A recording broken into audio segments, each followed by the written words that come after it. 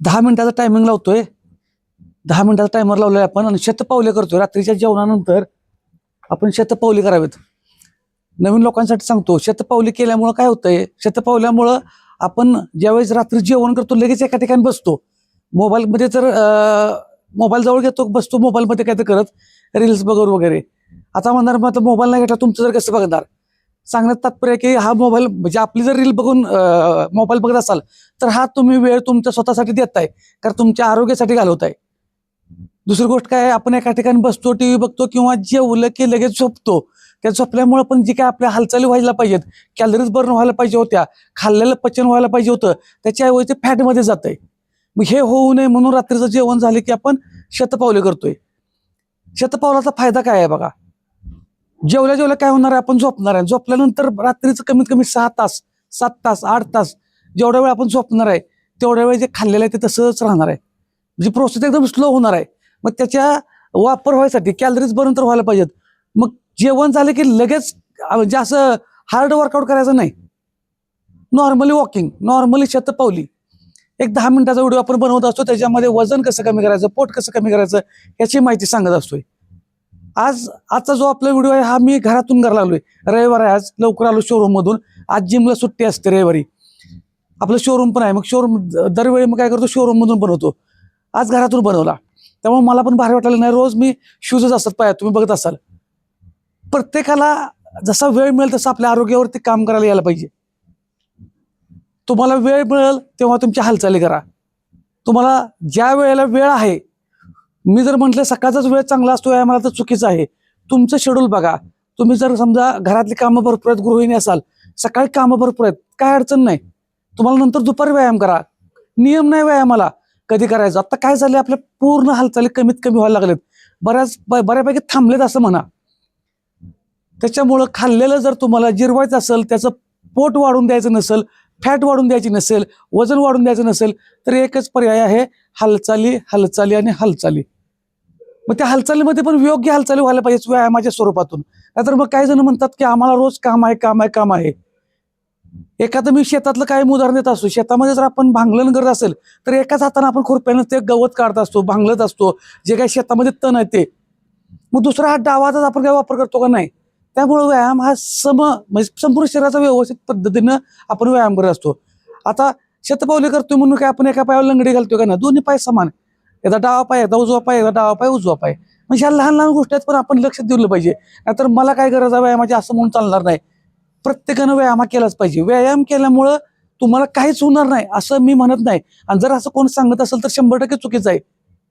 कारण कुणालाही माहित नाही की आपल्या शरीराला काय कमी आहे, काय नाही. त्यातून फक्त की पर्याय काढायचा की काय जास्तीत जास्त आपल्या जवळ यायला नको तर व्यायाम पाहिजे, एवढं गणित आहे. तुम्ही काय अमर राहणार आहे का नाही. जिथं जन्म आहे तिथं मृत्यू आहेच, पण त्यामधलं जे पान आहे ते आपल्याला बोर करून द्यायचं नाही शरीराकडून. त्याला व्यवस्थित हालचाली करून घ्या, त्याला व्यवस्थित जपूया. आपल्या घरात आपण नवीन गाडी आणली, एखादी नवीन मशीन आणली, त्याला किती जपतो आपण बघा बरं. मग आपल्या शरीराला पण जपायला पाहिजे. मग जर तुम्ही जर व्यवस्थित नाही जपलं, व्यवस्थित नाही हालचाल केल्या, व्यायाम नाही केला, तर मग तुमच्या घरामध्ये प्रोडक्टवाले येतात, औषधं घेऊन येतात, वजन कमी करा, हे करा, ते करा, नाहीतर तुम्हाला असं होणार तसं होणार. कोणीही तुम्हाला सांगू शकत नाही की तुम्ही व्यायामानं हेल्दी राहू शकता. फक्त व्यायामानं. प्रत्येक जण म्हणणार आहार 80% आहे, मग त्याच्यातून हेच घेतलं पाहिजे, हे जबरदस्त आहे, हे अमृत आहे, हे आहे, ते आहे. काही नाही. आपल्या घरातलं जेवण हे अमृत आहे, फक्त त्याला प्रमाणात खायचं आहे. त्याच्याबरोबर काय सोबत असावं प्रत्येकाच्या, म्हणजे भाकरी बरोबर काय असावं, चपाती बरोबर काय असावं, भाताबरोबर काय असावं, हे गणित समजून घ्या. फक्त रोजच्या रोज ह्याचे व्हिडिओ असतात. रोज तुमच्या पुढे व्हिडिओ आल्यामुळे फायदा काय होतो, तुमचा व्यायाम पण होतोय आणि तुमच्या कानावर पडून पडून पडून पडून तुम्हाला कळत जातंय की काय करायचंय. भाकरी, चपाती, भात ह्याला काय करायचं आहे, फक्त प्रोटीनची भाजी द्यायची आहे. ह्या तिन्ही गोष्टींना ह्याला बंद करा म्हणत नाही, ह्याचं प्रमाण कमी करा फक्त. आणि त्याच्यासोबत प्रोटीनयुक्त आहार घ्या. भाजी, आमटी, कालवण, कोरड्यास, जे आपल्या प्रत्येक भागात काय म्हणत असेल ते. मग आता जर तुम्ही मांसाहार खात असाल तर अंडी, चिकन, मासं. चिकन आणि माशामध्ये रस्सा वापरायचा नाही, म्हणजे कमीत कमी वापरायचा. नाहीतर 100 ग्रॅम चिकनमध्ये 25 ग्रॅम प्रोटीन आहे. पण जर तुम्ही जर 4-5 पीस खाल्ले आणि रस्सा जर 2-3 वाट्या खाल्ला तर एका वाटीत अंदाजे 100 पासून 150 ते 180 कॅलरीज असतात. 100 पासून आता मी लहान वाटी, मिडियम वाटी, मोठी वाटी ह्याच्यानुसार मी सांगितलं 100 पासून 180 ह्या दरम्यान असू शकते. प्रॉपर एकच आकडा सांगितलेला नाही, प्रत्येकाच्या वाटीचं माप कमी जास्त असतं घरातलं. मग त्या जर तुम्ही 3 वाट्या पेला तर 300, 350, 400 कॅलरीच्या वर गेलो आपण. एवढ्या कॅलरीज आपण नुसत्या रश्यातून खातो. मग पुन्हा तुमचं वजन कसं काय होणार? शक्य नाही. सेम शाकाहारी लोकांनी खाताना सुद्धा मी सांगितलं असतं कडधान्य, मी स्वतः तयार करत नाही, जे काही अभ्यासानुसार सांगत असतोय. कडधान्यामध्ये प्रोटीन मिळतं, मूग, मटकी, चवळी, डाळींच्या मध्ये मिळतं. मग त्याच्यामध्ये पण असाच प्रकार आहे. तुम्ही जर ते सोडून जर तुम्ही जास्त काय घेतलं, रस्सा, आमटी जर घेतली तर सेमच पुन्हा आपल्या कॅलरीज वाढल्या, कमी होणार नाहीत. त्याचं प्रमाण पाहिजे कडधान्याचं. मग त्याच्यामध्ये फक्त काय होतं, कडधान्यामध्ये 9 अॅमिनो ऍसिड कमी असतात. मग त्याच्यामुळं आपण ऑलरेडी कार्बोहायड्रेट्स घेतोय, भात, भाकरी, चपाती, आणि त्याचा कडधान्यांचा बॅलन्स. त्याच्यामध्ये थोडासा लिंबू पिळून घ्या, सोबत सॅलड घ्या, ह्याचा बॅलन्स पूर्ण होतोय आणि रिच प्रोटीन होतोय. आता प्रोटीन कमी जास्त होऊ शकतं म्हणून काय आपण लगेच वही पेन घेऊन बसायचं का? नाही, त्याला फक्त बर्न करा. जे काही कॅलरीज एक्स्ट्रा होतात आपल्यात त्याला बर्न करायच्यात. मग बर्न कशा करायच्या? दिवसभरामध्ये एका ठिकाणी 1 तास 1.5 तासापेक्षा जास्त वेळ बसून राहू नका. बसून राहिला की तुमची हालचाल कमी झाल्यामुळं तुमची फॅट स्टोअर होते, फॅट साचूनच राहते. जसं की उदाहरणार्थ मी 2 ग्लास देत असतो कायम. 2 ग्लास जर तुम्ही घेतले, एका ग्लासमध्ये जर खडूळ पाणी ठेवलं आणि एका ग्लासमध्ये जर स्वच्छ पाणी ठेवलं, आणि गढूळ पाणी एकदा का तळाला जाऊन त्याचा जो गाळ आहे तो साचून राहिला आणि त्याला जर नाही हलवला तर तो आहे जसा तसा साचून राहतो. फॅटचं पण तसंच आहे. मग हलवायला काय लागणार आहे? त्या गढूळ पाणी सगळे एकत्र होण्यासाठी त्याला हलवायला लागणार आहे पाण्याला. तसं बॉडीमध्ये तसंच आहे.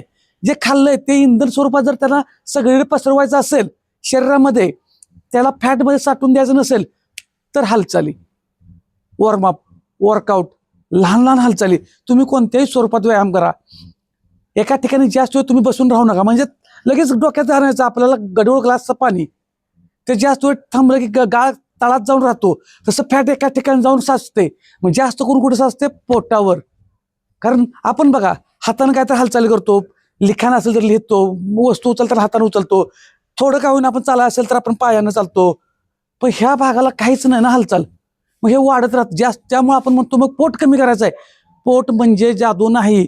तुम्ही नुसता पोटाचा व्यायाम केला तर कमी होत नाही, हा गैरसमज आहे. कुठल्याही एका ठिकाणची फॅट कमी होत नसते, संपूर्ण शरीरावरचीच कमी होत असते हळूहळू.